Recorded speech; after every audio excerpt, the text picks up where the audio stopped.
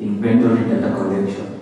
Now, basically, a road inventory condition collected, some of the information is presentation, service, pavement quality, service marking.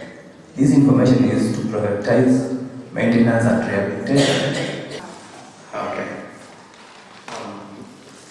For this financial year 2023-2024, we're in the first quarter. We have just finished the first quarter, and we've dispersed to the road agencies at least 25% of their allocation. So we expect that they have resources. In case there will be any emergencies, they should be able to move in fast and rectify the situation.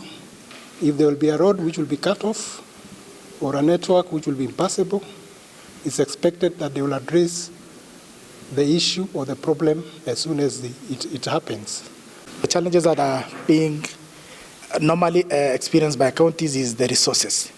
You may realize that for the national trunk roads, they only cover less than 80,000 kilometers out of close to 161,000. So the vast or the huge chunk of road network actually remains with counties, and the resources are not sufficient to maintain all the road networks.